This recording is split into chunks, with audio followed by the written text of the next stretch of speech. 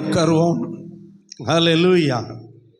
இந்த 42வது சங்கீதத்திலே தாவீதினுடைய வியாகுலங்களும் தாவீதினுடைய வேண்டுதல்களையும் தேவன் அவனுக்கு செய்தவைகளையும் நாம் பார்க்கிறோம்.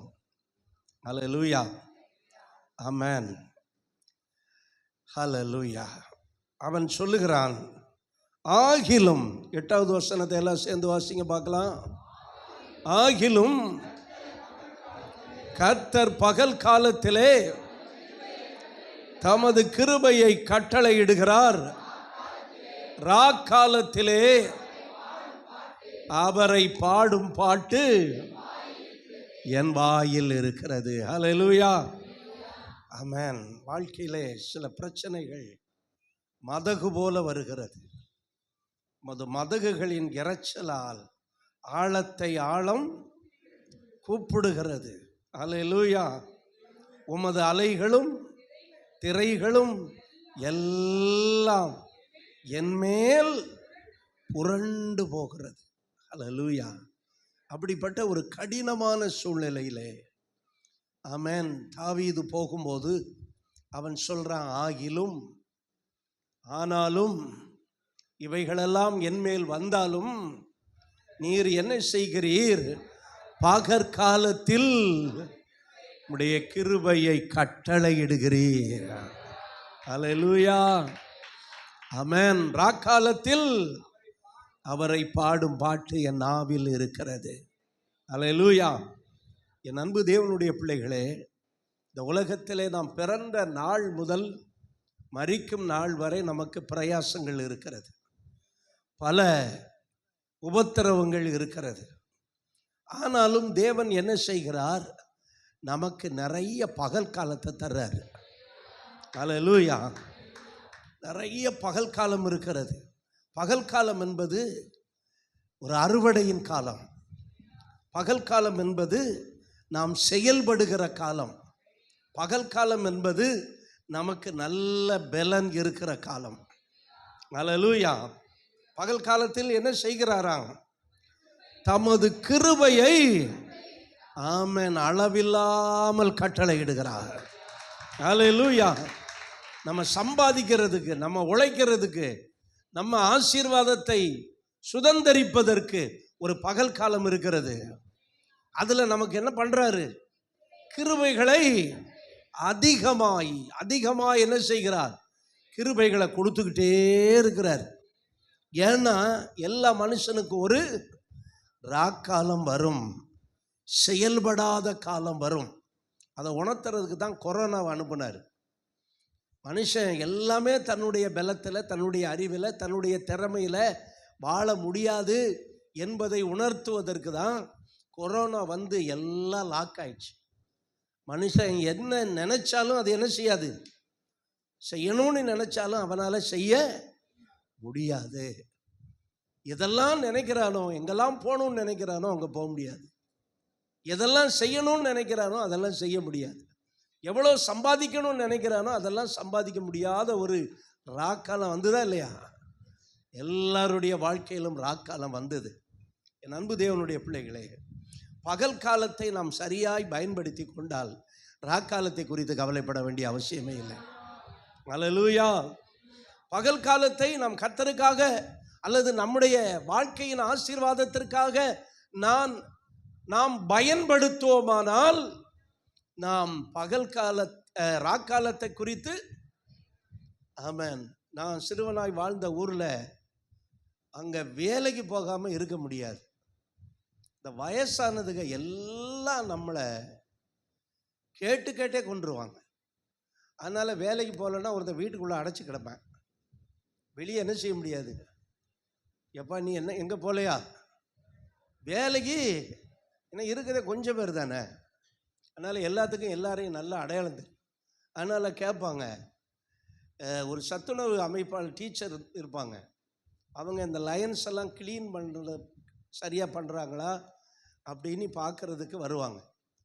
நான் எப்போமாவது வேலைக்கு போகலன்னா கதவை அடைச்சி வீட்டுக்குள்ளே இருந்துடுவேன். ஏன்னா அந்த அக்கா வந்து கேட்பாங்க, தம்பி நீ வேலைக்கு போகலையா வேலைக்கு போகலன்னு சொன்னால் அப்புறம் அதோட விடவே செய்வாங்க. அதில் ஒரு 4 கேள்வி. ஏன் வேலைக்கு போகல, என்ன செய்யுது, அப்படியா இப்படியா நீ நம்மளை நச்சு எடுத்துருவாங்கன்ட்டு அவங்க கண்ணிலே என்ன செய்யறதில்ல, படுறதில்லை. எனக்கு அன்பானவர்களே, பகல் காலத்திலே நாம் செயல்படுகிறவர்களாய் மாற வேண்டும். அல்லேலூயா. அறுப்பு காலத்தில் தூங்குகிற மனுஷன் லட்சையை உண்டாக்குகிறான். அறுப்பு காலம் என்பது பகல் காலம். அல்லேலூயா. நாம் சம்பாதிக்கிறதுக்கு ஒரு காலம் இருக்கு. அல்லேலூயா. செலவு பண்ணுறதுக்கும் ஒரு காலம் இருக்கு. சம்பாதிக்கிறதுக்கும் ஒரு காலம் இருக்கு, செலவு பண்ணுறதுக்கும் ஒரு காலம் இருக்கு. அதனால தான் சொல்லுவான், அரையணா காலணா காசாக இருந்தாலும் கவர்மெண்ட் வேலையாக இருக்கணுமா, காலணா காசானாலும் கவர்மெண்ட் வேலையாக இருக்கணுமா. நீங்கள் யாரும் கவர்மெண்ட்டுக்கு உள்ளே போகிறதுக்கு முயற்சி பண்ணுறீங்களா? ஏதோ ஒரு எனக்கெல்லாம் அந்த என் பிள்ளைங்க +2 முடித்தோடனே அதை போய் 10th பதியணுமா, அது கூட அந்த காலத்தில் தெரியலை பாருங்கள். எம்ப்ளாய்மெண்ட் ஆஃபீஸில் போய் என்ன செய்யணும், பதிஞ்சு நம்ம ஏதோ ஒன்று போகிறோம். ஆனால் சிலர் இருக்கிறாங்க குறி வச்சு, நான் எப்படியாவது என்ன பண்ணுவேன், காலனா காசுனாலும் கவர்மெண்ட் வேலை பார்க்கணும். ஏன்னா அந்த கவர்மெண்ட் வேலை பார்க்குறவங்களுக்கு அது இருண்ட காலமானாலும் அவங்களுக்கு கவலை கிடையாது. அல்லேலூயா. ராக்காலமானாலும் அவர்களுக்கு கவலை கிடையாது. ஏன்னா என்ன வரும், மாம்பழமா, பென்ஷன் வரும். அவங்களுக்கு என்ன வரும், பென்ஷன் வரும். அன்றைக்கி ஒரு தடவை ஜெயராம் பிரதர் என்னை பார்த்துட்டு, அதெல்லாம் பென்ஷன் வருது பாஸ். நான் அதில் ரொம்ப பெருமை.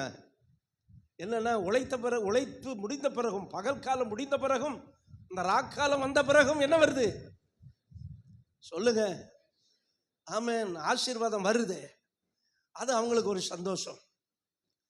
எனக்கு அன்பானவர்களே, ஆண்டவர் நம்மளை அப்படி சும்மா விட மாட்டார். பகல் காலத்தில் ஆண்டவருக்கு நம்ம சேவை வேலை செய்வோமானால் நமக்கு ஒரு ராக்காலம் வரும். அல்லேலூயா. அப்பொழுது தேவன் நமக்கு நாம் பகல் காலத்தில் அவருக்காக செய்ததெல்லாம் இருந்து எடுத்து வட்டியும் முதலுமாய் நமக்கு தருவார். அல்லேலூயா.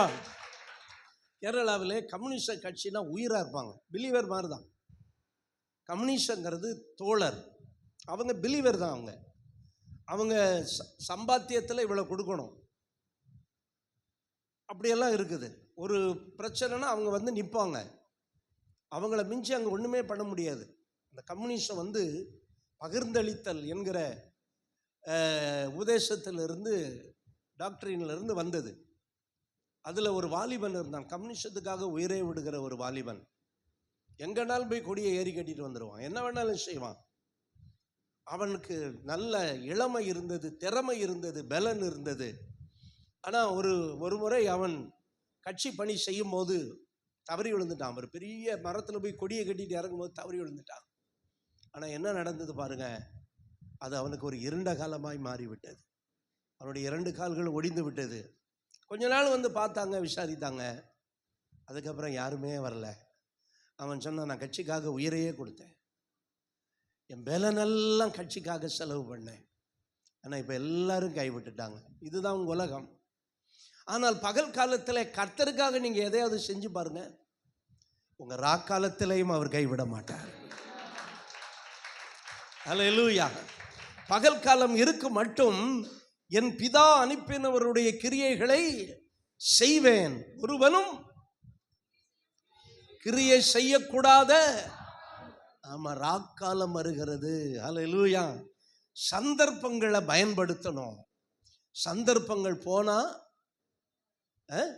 திரும்ப வரவே வராது. நம்மளுக்கு கர்த்தர் ஒவ்வொருவருக்கும் நல்ல பகல் காலத்தை கொடுப்பார். அது யாரா இருந்தாலும் சரி, அவங்க வேலை செய்கிறவங்கன்னா நல்ல வேலையை கொடுப்பார், நல்ல உழைக்கக்கூடிய கிருபையை கொடுப்பார். ஆனால் அந்த நேரத்தில் தூங்கிட்டு ராக்காலம் வந்த பிறகு நம்ம எதுவுமே செய்ய முடியாது.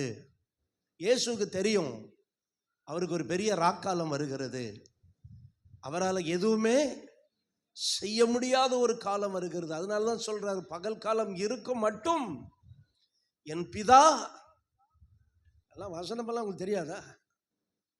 பிதா அனுப்பினவருடைய கிரியைகளை செய்வேன். அல்லேலூயா. அன்பு தேவனுடைய பிள்ளைகளே, அவன் நாமும் அந்த பகல் காலத்தை கர்த்தர் நமக்கு தரும்போது அதில் நமக்காகவும் மட்டுமல்ல அவருக்காகவும் நாம் செயல்பட வேண்டும். ஏன்னா எப்போ யாருக்கு ராக்காலம் எப்போ வருதுன்னே தெரியாது, எப்போ வருதுன்னே தெரியாது. ஆனால் பகல் காலத்தில் நாம் சரியாய் செயல்பட்டால் ராக்காலத்தை குறித்து என்ன செய்ய வேண்டியதில்லை, கவலைப்பட வேண்டிய. ராக்காலத்தில் அவரை துதிச்சுக்கிட்டே இருந்தால் போதும். பகல் காலத்தில் கர்த்தர் என்ன கொடுக்குறாரு? கிருபை கொடுக்குறாரு. நீங்கள் என்ன தொழில் பண்ணுறீங்களோ அதை தொழிலை செய்கிறதுக்கு கிருபை கொடுக்குறாரு, வேலை செய்கிறதுக்கு கிருபை கொடுக்குறாரு, ஊழியம் செய்கிறதுக்கு கிருபை கொடுக்குறாரு. எதை செய்கிறீங்களோ, படிக்கிறீங்களா, படிக்க கிருபை கொடுக்குறாரு. ஆமீன். ஸ்கூலில் படிக்கிறீங்களா, அதுக்கு கிருபை கொடுக்குறாரு. கல்லூரியில் படிக்கிறீங்களா, கிருபை கொடுக்குறாரு. இந்த பகல் காலம் இருக்கும் வரை நாம் ஓயாமல் பிரயாசப்பட வேண்டும். அல்லேலூயா. அதோடு ஆண்டவருக்காகவும் பிரயாசப்பட வேண்டும். சிலர் சொல்லுவாங்க, எனக்கு டைமே இல்லைம்மா. டைமே இல்லை. எல்லாருக்கும் 24 மணி நேரம் தான் இருக்குது. கர்த்தருக்காக ஒரு துரும்ப கூட அசைக்காதவங்க சபையில் ரொம்ப பேர் இருக்கிறாங்க. அதனால் ஒன்றும் சபை பாதிக்கப்பட போகிறதில்ல. நமக்கு ஒரு பலவீனமான நாட்கள் வரும்போது நம்ம இந்த உலகத்துக்காகவே செஞ்சது நமக்கு அப்போதோட பலனோட முடிஞ்சிடும். நீங்கள் வேலை செய்தால் சம்பளம் கிடைக்கும், கூடுனா போனஸ் கிடைக்கும், அதுக்கும் கூடுனா ப்ராவிடன்மெண்ட் கிடைக்கும், அதுக்கும் கூடுனா கிராஜுவிட்டி கிடைக்கும், கவர்மெண்ட் எம்ப்ளாயாக இருந்தால் உங்களுக்கு பென்ஷன் கிடைக்கும். இதை விட வேறு எதுவும். ஆனால் தேவனுக்காக பகல் காலத்தில் செயல்பட்டவர்கள் அவர்கள் ராக்காலம் வந்தாலும் கர்த்தரை துதிச்சுக்கிட்டே இருப்பாங்க. அல்லேலூயா. அவங்களுக்கு ராக்காலமே இல்லை. என் அன்பு தேவனுடைய பிள்ளைகளே, டேவிட் பெர்னாய்டு என்கிற ஒரு வாலிபன் இருந்தான். 21 வயதிலே ஊழியத்திற்கு தன்னை அர்ப்பணித்தான். அவன் ஸ்காட்லாந்தில் இருந்தான். ஸ்காட்லாந்தில் இருந்து ஆமீன் அமெரிக்காவிலே செவ்விந்தியர்கள் மத்தியிலே, நாகரிகம் இல்லாமல் இருந்த அந்த செவ்விந்தியர்கள் மத்தியிலே ஊழியம் செய்யும்படி தன்னை ஒப்பு கொடுத்தான். அவன் ஊழியம் செய்த நாட்கள் வெறும் 8 வருஷம்தான். 29 வயதிலே மரித்து போனான். ஏன்னா அந்த சூழ்நிலைகள், அங்கே உள்ள மக்களுடைய உணவு பழக்க வழக்கங்கள் எல்லாமே அவன் சரீரம் ஏற்றுக்கலை. ஆனாலும் கடைசி வரை அந்த 8 வருஷம் அவனுக்கு ஆண்டவர் கொடுத்த பகல் காலம். அதில் தீவிரமாய் கர்த்தருடைய வேலையை அந்த வாலிபன் செய்தான். 29வது வயதில் மரித்து போனான். அதன் பிறகு ஒரு ஆய்வுக்குழு ஸ்காட்லாந்திலிருந்து போனாங்க.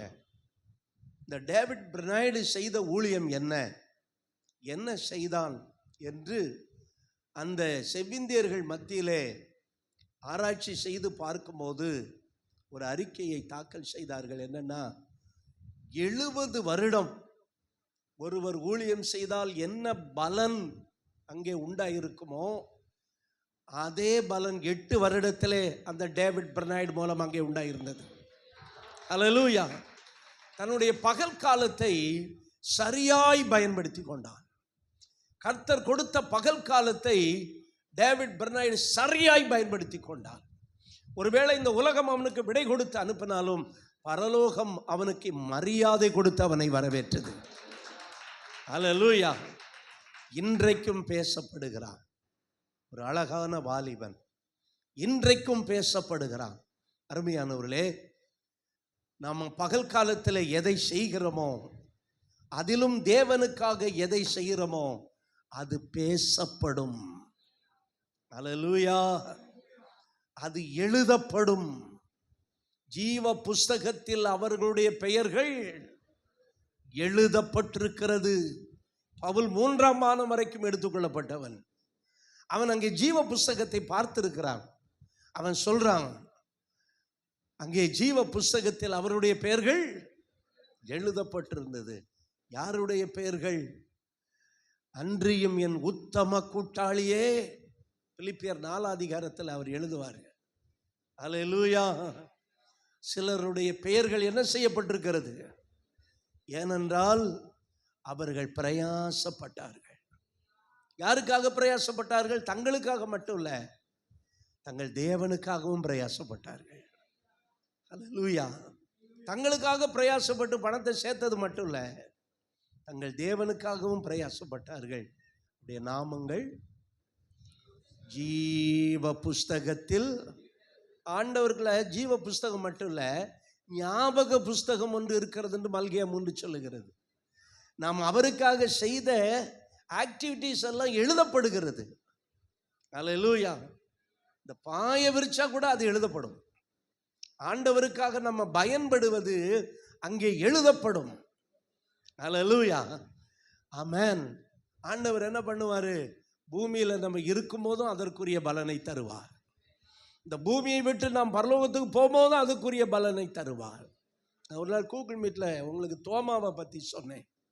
தோமா இந்தியாவுக்கு வந்தபோது அங்கே ஒரு அரசன், தோமா ஒரு பெரிய என்ஜினியர் பாருங்க, ஒரு பெரிய அரண்மனை எனக்கு கட்டித்தர வேண்டும் ஐரோப்பிய பாணியிலே, நாகரிகத்திலே என்று பொற்காசுகளை அள்ளி அள்ளி கொடுத்தார். ஆனால் தோமா அதையெல்லாம் சுவிசேஷ ஊழியத்துக்கு செலவிட்டு விட்டார். இதை கேள்விப்பட்ட அந்த அரசன் தோமாவை பிடிச்சு சிறையில் அடைத்து விட்டார். தோமா இப்பொழுது சிறையில் வாடிக்கொண்டிருக்கிறார். அந்த அரசனுடைய சகோதரன் ஒருவன் மரணத்துக்கு ஏதுவான வியாதி கண்டு மரணத்துக்கு போராடி கொண்டிருக்கும் போது தேவதூதர்கள் வந்து அவனுடைய ஆத்மாவை பரலோகத்துக்கு எடுத்துட்டு போறாங்க. அங்க போனோன்னு சொல்றாங்க, இதுதான் உன் அண்ணனுக்காக கட்டப்பட்டிருக்கிற மாளிகை. அல்லேலூயா. மறுபடி அவன் மரித்து போனான். அவன் ஆத்மா திரும்ப வந்தது, மரித்து போனான். அப்பொழுது சிறையில் இருந்த தோமாவை அழைத்தார்கள். தோமா வந்து அவனை உயிரோடு எழுப்பினான். அல்லேலூயா சொல்லுங்க. இதெல்லாம் கற்பனை கதை கிடையாது, நடந்த கதை. ஆனால் அவன் உயிரோடு எழுந்த உடனே சொன்னான், இந்த ராஜாவை பார்த்து சொன்னான், அண்ணே நீங்க உடனே தோமாவை விடுதலை பண்ணுங்க. தோமா சொன்னது உண்மை. ஆண்டவர் உங்களுக்காக பரலோகத்தில் ஒரு பெரிய மாளிகையை கட்டி இருக்கிறார். அல்லேலூயா.